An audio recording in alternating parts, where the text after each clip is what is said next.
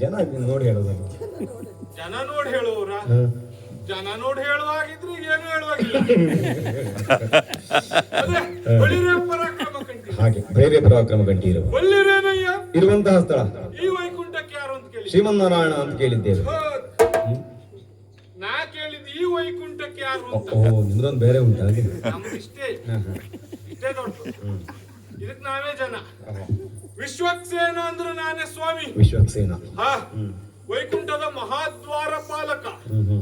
ಹೌದಪ್ಪ, ನಾವು ಇಲ್ಲಿ ಬರೀ ದ್ವಾರಪಾಲಕ ಅಂತ ನೀವು ಸಣ್ಣ ಜನ ಅಂತ ಮಾಡ್ಕೊಳ್ಬೇಡಿ. ವೈಕುಂಠದಲ್ಲಿ ಯಾವ ದ್ವಾರದ ಪಾಲಕರೇನ? ನಮ್ದು ಮುಖ್ಯ ದ್ವಾರ ಉಂಟಲ್ಲ, ಅದ್ರ ದ್ವಾರಪಾಲಕ ನಾನೇ. ನಮ್ಮಲ್ಲಿ ಬಹಳಷ್ಟು ಸಾಮರ್ಥ್ಯ ಉಂಟು. ಏನು? ನಮ್ಮಲ್ಲಿ ಕೆಚ್ಚು ಉಂಟು, ರೊಚ್ಚುಂಟು, ಎಂತವರಿಗೂ ಕಲಿಸ್ತೇನೆ ಅನ್ನೋ ಹುಚ್ಚುಂಟು. ಅಲ್ಲ, ಹುಚ್ಚು ಅಂದ್ರೆ ಆ ತರ ಹುಚ್ಚಲ್ಲ, ಹೆಚ್ಚಾದ್ರೆ ಅಪಾಯ ಅದು. ಇದು ಹೆಚ್ಚಾಗೂ ಹುಚ್ಚಲ್ಲ, ಅಂದ್ರೆ ಅಷ್ಟು ಸಾಮರ್ಥ್ಯ ಉಂಟು ಅಂತ ಯಾರಿಗಾದ್ರೂ ತಾಗುವಂತ ಕಾಣ್ತದೆ. ಯಾಕೆಂದ್ರೆ ನಾನು ಬಹಳ ತಿಳ್ಕೊಂಡಿದ್ದೇನಲ್ಲ, ತಿಳ್ಕೊಂಡವ್ರಿಗೆ ಸುಮ್ನೆ ಕುತ್ಕೊಳ್ಳಿಕ್ ಆಗುದಿಲ್ಲ. ಅಲ್ಲ, ನಿಮಗೆಲ್ಲ ತಾಗುದಿಲ್ಲಪ್ಪ, ಯಾಕಂದ್ರೆ ನಾಳೆ ನೀವು ನಮಗ್ ಬೇಕಲ್ಲ. ಹೌದಪ್ಪ, ಹಾಗಾಗಿ ಇಲ್ಲಿ ನಮಗ್ ಮಾತಾಡ್ಲಿಕ್ಕೂ ಯಾರು ಜನ ಸಿಗುದಿಲ್ಲ, ನಮ್ ಸಾಮರ್ಥ್ಯ ತೋರ್ಸ್ಲಿಕ್ಕೂ ಯಾರು ಸಿಗುದಿಲ್ಲ. ಹಾಗಾಗಿ ಯಾರಿಗ್ ತಾಗೋದು? ದೇವೇಂದ್ರ ಇದ್ದಾನಲ್ಲ, ಅವನಿಗೆ ತಾಗೋಣ. ಅವ ಇದ್ದಲ್ಲಿ ನಾ ಹೋದ್ರ ಅವನು ತಕ್ಷಣ ಜಾಗ ಬಿಡ್ತಾನೆ. ಹೋದ, ಎಲ್ಲಿ ಹೋದ್ನೆ? ಇನ್ನು ಬ್ರಹ್ಮದೇವ್ರಿಗೆ ತಾಗುವಂದ್ರೆ ಅವ್ರು ಇತ್ಲಾಗೆ ಬರೀ ಸೃಷ್ಟಿ ಕಾರ್ಯದಲ್ಲೇ ನಿರತರಾಗಿದ್ದಾರಂತೆ, ಪುರುಸೊತ್ತೇ ಇಲ್ವಂತ ನಾವು ಕೇಳಿದ್ದು. ಸೃಷ್ಟಿ ಕಾರ್ಯ ಮಾಡ್ಲಿಕ್ಕೆ ಸರಿ ಸಮಯ ಸಿಗ್ತಾ ಇಲ್ಲ ಅವರಿಗೆ. ಮತ್ ನಾವು ಹೋಗಿ ಅವ್ರಿಗೆ ತೊಂದರೆ ಕೊಡುದು ಬೇಡ. ಮತ್ತಿನ್ ಯಾರಿಗೆ? ಒಬ್ಬ ಇದ್ದಾನೆ, ಅವ ಪರಮೇಶ್ವರ, ಕೈಲಾಸವಾಸಿ. ಅವನಿಗೆ ನಾವು ಅಲ್ಲಿಗೆ ಹೋಗ್ತಾಗುವ ಅಂದ್ರೆ ಇಲ್ಲಿ ನಮ್ಗ್ ಬಿಟ್ಟು ಹೋಗ್ಲಿಕ್ಕೆ ಬೇರೆ ಜನ ಇಲ್ಲ, ನಾವೊಬ್ನೇ. ಅದು ಸಮಸ್ಯೆ. ಅವನೇ ಇಲ್ಲಿಗೆ ಏನಾದ್ರೂ ಬಂದ್ರೆ ನಿಮ್ಮ ವೈಕುಂಠಕ್ಕೆ ಮತ್ತೆ ಬೇರೆ ಇಲ್ಲ, ನಮ್ಮ ವೈಕುಂಠಕ್ಕೆ ನಾವು ಒಬ್ನೇ. ಹಾಗಾಗಿ ಅವ ಯಾಕೆ, ಅವ ಮಹಾ ಅಧಿಕ ಪ್ರಸಂಗಿ ಅಂತೆ. ಅಯ್ಯಪ್ಪ, ಒಂದು ಹುಳಿ ಅಂದ್ರೆ ಈಶ್ವರನಿಗ. ಹೌದಪ್ಪ, ಇಲ್ಲಿ ನಮ್ಮ ವೈಕುಂಠಕ್ಕೆ ಏನಾದ್ರೂ ಅವ ಬಂದ ಅಂದ್ರೆ ಸ್ವಲ್ಪ ಇಳಿಸುದಲ್ಲ, ಅವನು ಒಳಗ್ ಬಿಡುದಪ್ಪಯ್ಯ. ನಮ್ಮ ಈ ಕ್ಷೀರ ಸಾಗರವೇ ಮೊಸರಾಗ ಹೋದ್ರು ಆಯ್ತು ಅವನ್ ಹುಳಿಗೆ. ಭಯಂಕರ. ಅವೆಲ್ಲಾದ್ರೂ ಅಪ್ಪಿ ತಪ್ಪಿ ಇಲ್ಲಿಗೆ ಬಂದ್ರೆ ಅವನಿಗೆ ತಾಗುವಂತುಂಟು ನೋಡುವ.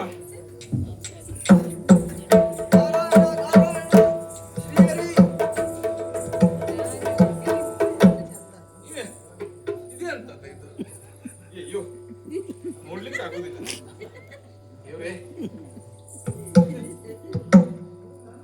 ನೀ ಯಾರು ಅಂತ ಗೊತ್ತಾಗ್ಲಿಲ್ಲ. ಇದು ಬಂದದ್ ಯಾಕೆ?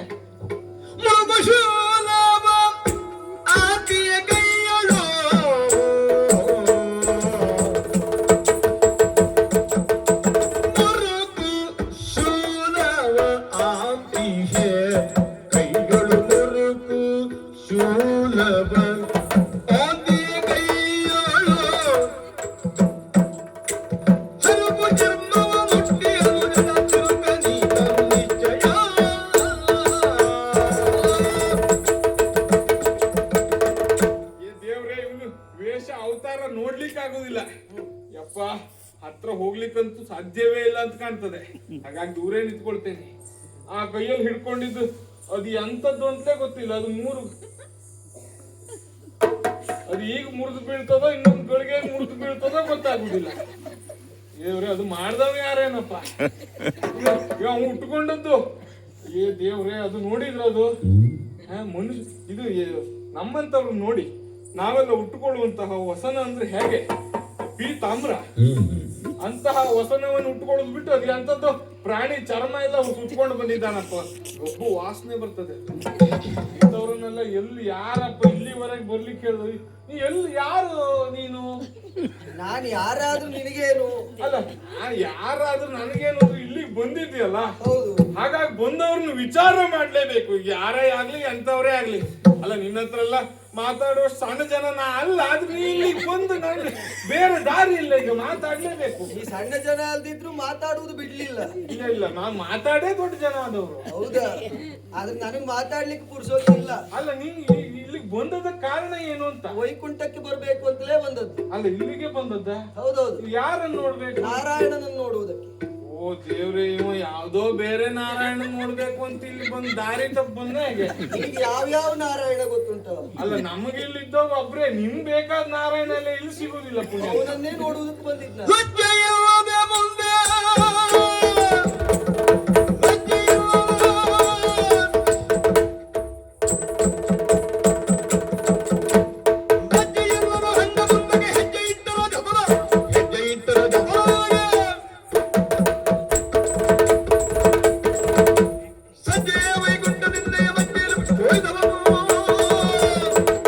ಏನ್ ವೈಕುಂಠ ನಿನ್ ಮಾವನ್ ಮನೆ ಅಂತ ಮಾಡ್ದ್ಯಾ? ಎಂತ ಮಾತಾಡ್ತೀಯ ನೀನ್? ನಾರಾಯಣನ ನೋಡ್ಲಿಕ್ ಬಂದವನ? ನನ್ನ ಮಾವನ ಮನೆ ಅಲ್ಲ, ಅಲ್ವಾ? ನನ್ನ ಭಾವನ ಮನೆ. ಓಹೋ, ಅಲ್ಲ ನಿನ್ಗೆ ನೀನು ಬಂದ ತಕ್ಷಣದಲ್ಲಿ ನಿನ್ಗೆ ಮುಖಕ್ಕೆ ಆರ್ತಿ ಎತ್ತು ಒಳಗ್ ಬಿಡ್ತೇವೆ ಅಂತ ಮಾಡ್ಕೊಂಡ್ಯಾ? ಅಗತ್ಯ ಇಲ್ಲ, ಹ. ಒಳಗೆ ಹೋಗಿದ್ಮೇಲೆ ಆಗ್ತದೆ. ಇಲ್ಲಪ್ಪ, ಈ ನಿನ್ನ ಅವತಾರ ನೋಡು, ನಿನ್ನನ್ನೆಲ್ಲ ಒಳಗ್ ಬಿಡ್ಲಿಕ್ಕೆ ಉಂಟಾ? ಸುಮ್ನೆ ಹೋಗ, ನನ್ನ ಸಮಯ ವ್ಯರ್ಥ ಮಾಡಬೇಡ. ನಾನು ಗಾಢವಾದ ಚಿಂತೆಯಲ್ಲಿದ್ದೇನೆ, ಅಲ್ಲ ಚಿಂತನೆಯಲ್ಲಿದ್ದೇನೆ. ನೀ ಯಾವ್ದ್ರಲ್ಲಿ ಆದ್ರೂ ಇರು, ಹ. ನಾನು ಒಳಗೆ ಹೋಗ್ಲೇಬೇಕು. ಆಹಾ, ನೀನೇನು ಬಾಗಿಲು ಕಾಯುವನ? ಬಾಗಿಲು ಕಾಯುವವಲ್ಲ, ದ್ವಾರಪಾಲಕ. ಅದೇ ಅದೇ ಆಯ್ತಲ್ಲ. ದೊಡ್ಡ ದೊಡ್ಡ ಶಬ್ದ ಹಾಕ. ಆಯ್ತು. ದೊಡ್ಡ ಶಬ್ದ ಆದ್ರೂ ಹೇಳುವ. ದ್ವಾರಪಾಲಕ ಅಲ್ವಾ? ದ್ವಾರಪಾಲಕ. ದಾರಿಯನ್ನು ಬಿಟ್ಟಾರ ಆಯ್ತು. ಇಲ್ಲದೆ ಹೋದ್ರೆ ಹಿಂದೆ ಹೋದ್ರು ನೋಡ್ತೇನೆ, ನಾನು ಮುಂದೋದಾಗುವುದೇ. ದಾರಿ ಬಿಡ್ಲಿಕ್ಕೆ ಆಗುದಿಲ್ಲ. ಬಿಡುವುದಿಲ್ವಾ? ಬಿಡುವುದಿಲ್ವಾ? ಬಿಡುವುದಿಲ್ವಾ? ನಾರಾಯಣ ಶ್ರೀಹರಿ ರಕ್ಷಿಸು. ಏನಿದು ಪಾಪ ಶರಣರ ಸಂಜೀವ,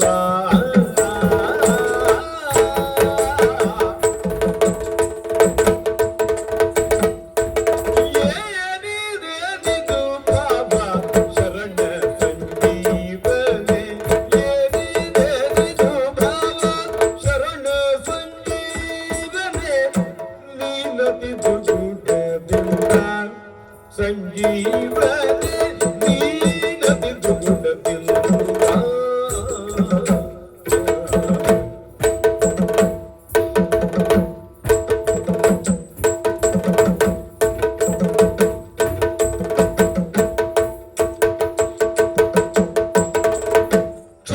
ಚೋಳಿಯದಿರುಗುತ್ತ ನಡೆದಂದ ಕಾರಣ, ಚೋಣಿಯದಿರುಗುತ್ತ ನಡೆದಂದ ಕಾರಣ, ಚೋಣಿಯದಿರುಗುತ್ತ ನಡೆದಂದ ಕಾರಣ, ಏನಿದ ಚರಿಯುವೆ ನಡೆದಂದ ಕಾರಣ, ಏನಿದ ಚರಿಯು ಮುಂದೆ.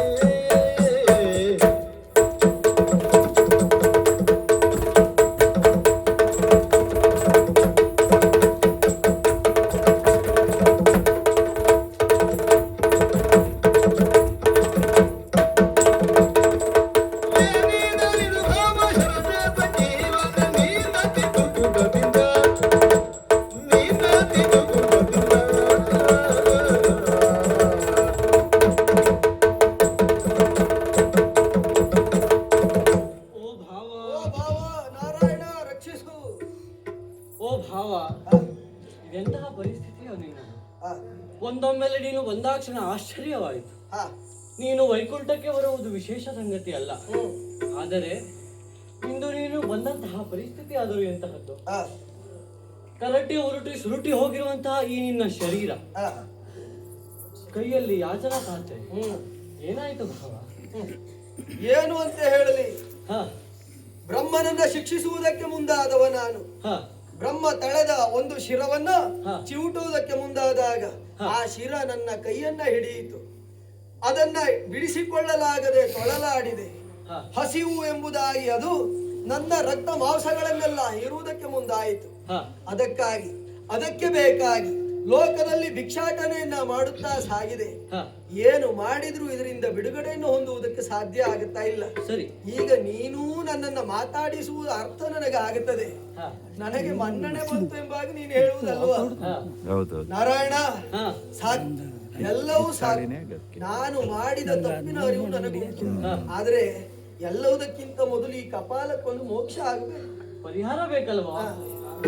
ಇತಪ ಬ್ರಹ್ಮನ ಕಪಾಲ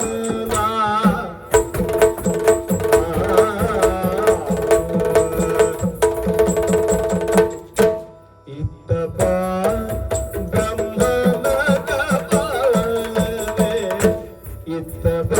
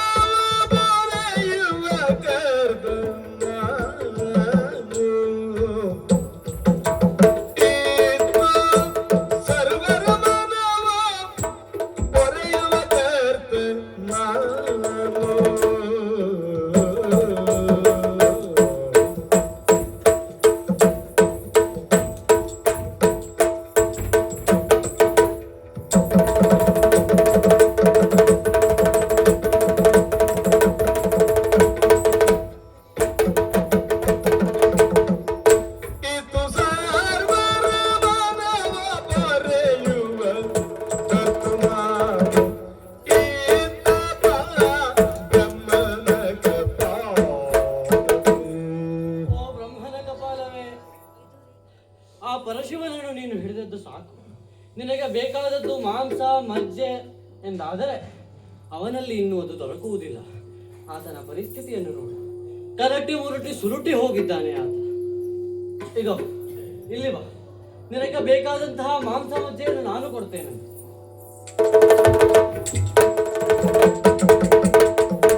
ಓ ಭಾವ, ಏನು ಅಂತ ಅರ್ಥ ಆಗ್ಲಿಲ್ಲ. ನೀನು ಕರೆದಾಕ್ಷಣ ನನ್ನ ಕರದಿಂದ ಅದು ಜಾರಿತು. ನೀನು ಕೈ ಕೊಡ್ಲಿಲ್ಲ, ಕೈ ಬಿಟ್ಟೆ. ಕೆಳಕ್ಕೆ ಬಿದ್ದು ಕೂಗಾಡ್ತಾ ಇದೆ, ಮೋಸ ಮೋಸ ಅಂತ ಹೇಳ್ತಾ ಉಂಟು. ಸತ್ಯ ಏನು ಅಂತ ನನಗೆ ಅರ್ಥ ಆಗ್ಲಿಲ್ಲ ಇದು. ಅದಕ್ಕೆ ಬೇಕಾದಂತಹ ಮಾಂಸ ಮಜ್ಜೆಗಳು ಈ ಕ್ಷಣಕ್ಕೆ ದೊರಕಲಿಲ್ಲ ಎನ್ನುವಂತಹ ಕಾರಣದಿಂದ ಮೋಸ ಮೋಸ ಎನ್ನುವಂತೆ ಅದು ಕೂಗಿತು. ತಪ್ಪಲ್ಲ, ಯಾಕೆಂದರೆ ನಾನು ಅದಕ್ಕೆ ಈಗಲೇ ಕೊಡ್ತೇನೆ ಎಂಬುದಾಗಿ ಹೇಳಲಿಲ್ಲ. ಮುಂದೊಂದು ಸಂದರ್ಭದಲ್ಲಿ ಒಂದು ಮಹಾಯುದ್ಧವಾಗಲಿದೆ. ಧರ್ಮ ಸಂಸ್ಥಾಪನೆಯ ಜೊತೆಗೆ ಅದಕ್ಕೆ ಬೇಕಾದಂತಹ ಮಾಂಸ ಮಜ್ಜೆಯನ್ನು ನಾನು ಒದಗಿಸ್ತೇನಂತೆ. ಈಗ ನಿನ್ನ ಕೆಲಸವೆಂತಹದ್ದು? ಅರ್ಥ ಆಯ್ತು ಭಾವ ನನಗೆ. ನನ್ನ ತಪ್ಪಿನ ಅರಿವು ನನಗೆ ಆಯ್ತು. ಲೋಕದಲ್ಲಿರುವ ಎಲ್ಲರನ್ನ ಪರೀಕ್ಷಿಸಬೇಕು ಎಂಬ ಕಾರಣಕ್ಕಾಗಿ ವೇಷವನ್ನ ಧರಿಸಿ ಹೊರಟವನು ನಾನು. ಅತ್ತ ಕಡೆಯಲ್ಲಿ ಸತ್ಯಲೋಕವನ್ನ ಸೇರಿದೆ.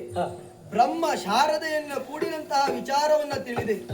ಲೋಕ ಈಗಾಗಲೇ ತಿಳಿದಿರುವಂತಹ ವಿಷಯ, ಖಾತ್ರಿಯಾಗಿರುವಂತಹ ವಿಷಯ, ಶಾರದೆ ಬ್ರಹ್ಮನಿಗೆ ಮಗಳು ಎಂಬ ಹಾಗೆ ಸತ್ಯ. ಅದಕ್ಕಾಗಿ ಆತ ಧರ್ಮವನ್ನ ಮೀರಿದ್ದಕ್ಕಾಗಿ ಶಿಕ್ಷಿಸುವುದಕ್ಕೆ ಮುಂದಾದೆ. ತ್ರಿಮೂರ್ತಿಗಳಲ್ಲಿ ನೀನು ಶ್ರೇಷ್ಠ ಎಂಬುದು ನಮಗೆ ಅರಿವುಂಟು. ಆದರೂ ಬ್ರಹ್ಮನನ್ನ ಶಿಕ್ಷಿಸುವ ಯಾವ ಅಧಿಕಾರ ನನಗಿಲ್ಲದೇ ಇದ್ರು ಅವನನ್ನ ಶಿಕ್ಷಿಸುವುದಕ್ಕೆ ಮುಂದಾದನಲ್ಲ, ಅದು ನಾನು ನನ್ನ ಅಧಿಕಾರದಲ್ಲಿ ಮಾಡಿದ ಅತಿಕ್ರಮಣ ಎಂಬುದು ಅರ್ಥ ಆಯಿತು.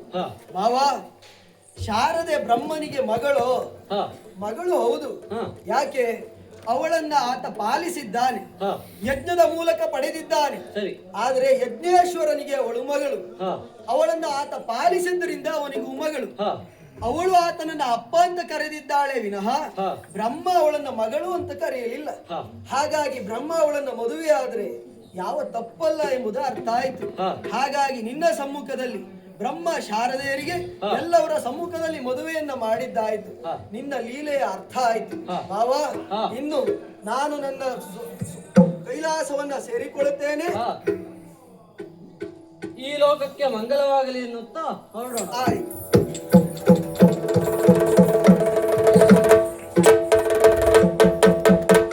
हे शंकर परमेश दिगंबर केश विनाश सुरेश नमित जगदीश पिनाकित यक्ष विभीष महेश